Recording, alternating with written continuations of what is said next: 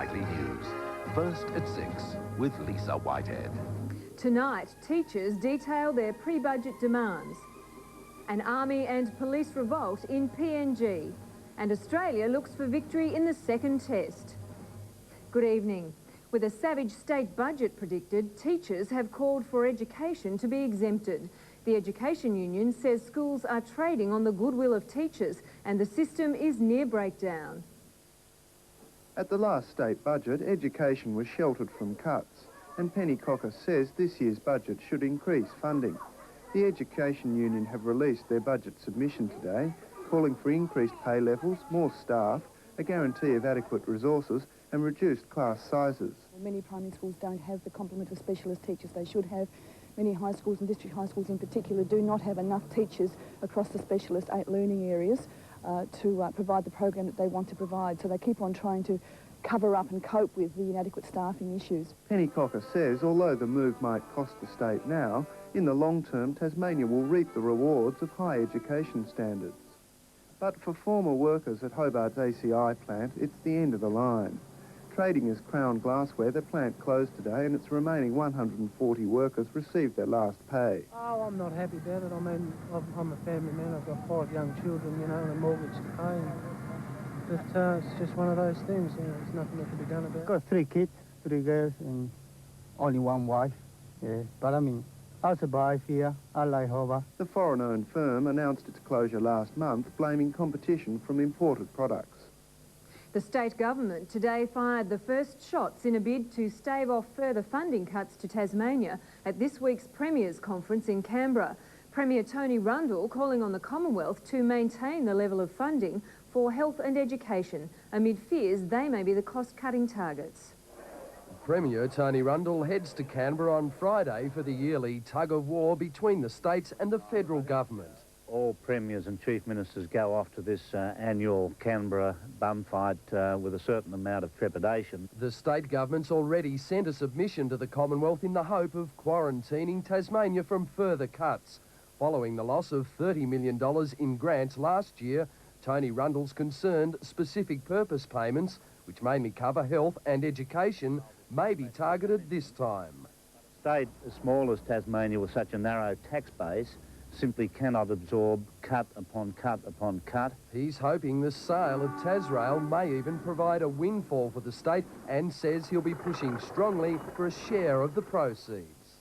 If it's sold, we believe that we should get some financial benefit from such a sale. Meanwhile, he's fuelled speculation that local government may be in for another shake-up as lobbying continues to further reduce the number of councils, which now stands at 29. I think there is a feeling that there are still too many councils in Tasmania. I don't think Premier Rundle is the sort of person who's just going to come out and shut us down. I don't think he's quite a Jeff Kennett, and I think that's to our advantage here in Tasmania overall. Good news for the state's tourism industry today, with the government confirming it will shell out $350,000 to the TT line to trial special low-price fares on the Spirit of Tasmania for the winter off-season. These fares are the most competitive fares we've ever had across Bass Strait, and it should provide a tremendous boost to tourism and the economy overall. A revolt in Papua New Guinea as the army and police force demand the sacking of Prime Minister Sir Julius Chan. The rebellion comes as the PNG government pushes ahead with plans to use mercenaries to kill rebel leaders on Bougainville. It was the use of these foreign mercenaries in Papua New Guinea which sparked the revolt. The hired guns belong to the British-based Sandline International, and they're training PNG soldiers to crush the rebellion on Bougainville. The Defence Force Chief, the Police Commissioner and a truckload of troops called on the Governor-General this morning demanding he sack Sir Julius Chan. The Defence Force and the Police Force, as of midnight last night, disassociated ourselves with the Sandline International. Brigadier General Singarok denies this is a coup, but says he couldn't stand by and let the government spend $30 million on foreign soldiers while his own troops went without food or pay. Some mercenaries have already been detained, and the military chief says they'll be expelled from the country. At a secret meeting only a week ago, Prime Minister Howard urged his PNG counterpart to back down from his plan, but Sir Julius Chan refused. In the wake of the revolt, the opposition is demanding action now. That the Defence Cooperation Program, which has Australian military advisors working alongside the PNG Defence Force, be suspended and suspended forthwith. There are 10,000 expats living in PNG, and at this stage, Australia doesn't see any direct threat to their safety. The federal government is now following the situation very closely and has great concerns. The Prime Minister's office says John Howard feared using mercenaries in the region would cause just this sort of destabilisation. An alarming increase in the incidence of prostate cancer has researchers looking for an answer, and their work received a boost today with a donation of $17,000 from the Hobart Lions Club. It came at the same time as a new boost to late-night health services. Part of a nationwide study, Tasmanian research into prostate cancer was given a kick-start this morning with a $17,000 donation. Researchers will focus on environmental, genetic and lifestyle factors of Tasmanian men under the age of 65, looking to explain the 300% increase in the number of those suffering from the disease. There are things out there that are bound to be causing this increase. The difficulty's been in just pinning down what they are. Meanwhile, health services within the community were given a boost as Hobart's after-hour doctor service announced its extension, with St John's Hospital taking over the ownership. The service is celebrating its 10th anniversary, and founding members believe the community will now have even better access to after-hours medical services. But somewhere between that sore throats and car accidents is a need for people who need reassurance, who don't have transport, who are elderly and isolated. Also celebrating its 10th year, the Sexual Assault Support Service. To mark the event, a garden of remembrance was established in Hobart's Cultural Gardens as a memorial to the courage and strength of survivors of sexual assault. One would hope that when people sit here, they will think of survivors of sexual assault, but also they'll think about the horrors of rape and also what we need to try and confront this problem. Ahead in Southern Cross Nightly News, concern over the future staging of Targa Tasmania and retracing the steps of a legendary aviator. Watching Southern Cross Nightly News. The future of Targa Tasmania is in jeopardy because of moves to ban the prestigious motoring event from some of the state's country roads. Although next month's event will go ahead, the Ulverston-based Central Coast Council is tonight debating whether to declare its roads off-limits to the rally next year. The gloss has gone off Tasmania's premier motoring event in rural areas of the northwest. Many locals want high-speed racing off country roads. Residents of the outlying areas of Ulverston have petitioned the Central Coast Council to ban Targa Tasmania. Basically asking that there not be high-speed races and roads not be closed. Central Coast Councillor Keaton Miles says country ratepayers have had enough of the glamour events. It's not only the issue of road maintenance, it's the issue of the cost to individual business people who can't go about their business. Targa officials have reacted angrily to the move and claim it may even lead to the demise of the event. It's understood they've already looked at moving the rally to country Victoria. I don't believe that this community as Central Coast would miss Targa. Central Coast Mayor Sue Smith claims the costs to her council of hosting Targa stages outweigh the benefits. We can no longer afford to be doing the types of things they're asking us to do because the cost structure isn't there to facilitate it, unless they want to make some contribution. And the fact that it's a huge money spinner for the state's unlikely to sway their thinking. The rural industry is a pretty significant part of the Tasmanian economy, and basically it's the rural industry that's carrying the cost. The issue will be debated at tonight's Central Coast Council meeting. A new report into women in the legal profession has found that women face huge barriers to employment, with 60% of female lawyers choosing non-legal careers. The Women Lawyers Association is urging the Law Society to address the gender bias and make better provision for the needs of women within the profession. Chief Justice Cox launched the report today, saying barriers to employment were clear, with only 40% of women graduating from law school pursuing a legal career.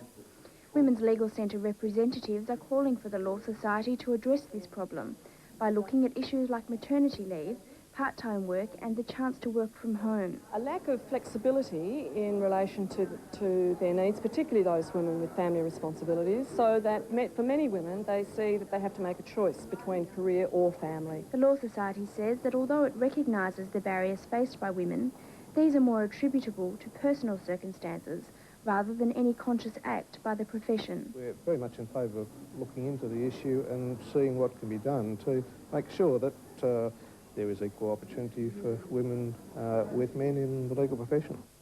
Tasmania's Woolpack Group has launched a new marketing brand to promote our high-quality wool. The move has already reaped a dividend, with the world's largest wool buyer taking its first consignment. Woolpack Proprietary Limited has been developed by a dedicated group of wool producers who have launched the best Tasmanian wool as a marketing brand, already scoring international success. Its first consignment has been purchased by Itochu, the Japanese company Toyobo, who'll turn it into cloth and market it off the shelves.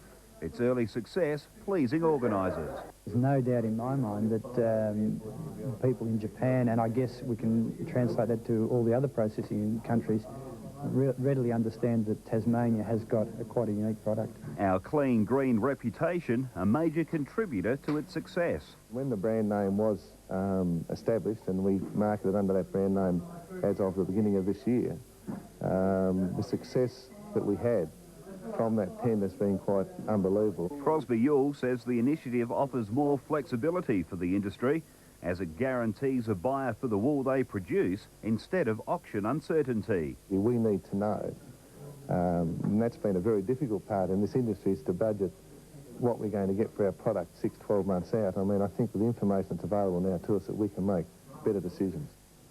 An American businesswoman takes off on an around-the-world flight tomorrow in an attempt to retrace the route of legendary aviator Amelia Earhart.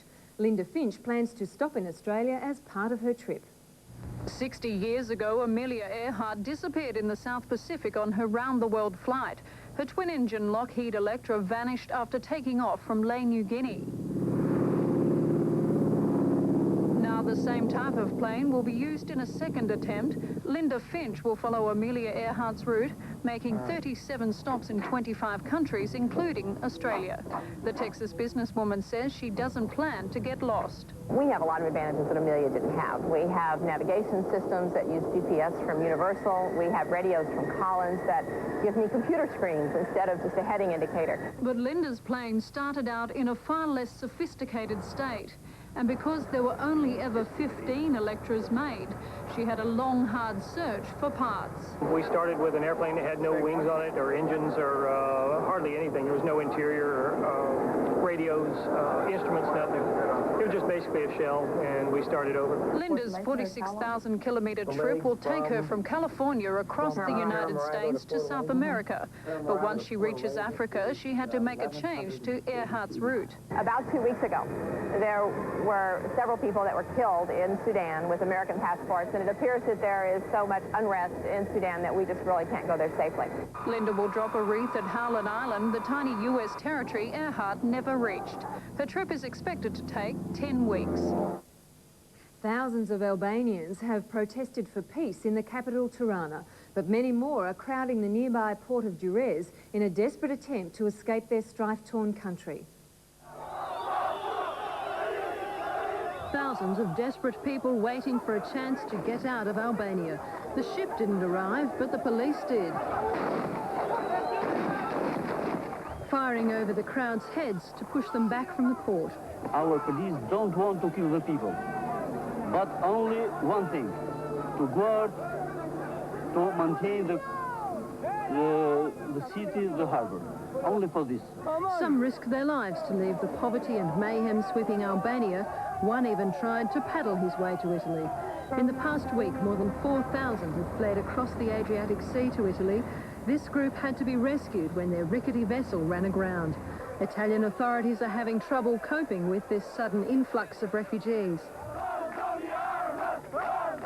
But many Albanians can't or won't leave their homes. Instead, they're demanding a return to normal life. Thousands waved flowers instead of guns at a protest in the capital, Tirana. Now we want the peace. We don't want blood. Don't want the rifle. And that could come with the promised arrival of European Union police and security officials to bolster overstretched Albanian forces. To finance news now, and tonight the Australian dollar is buying 79.8 US cents. The All Ordinaries closed just over 4 points higher.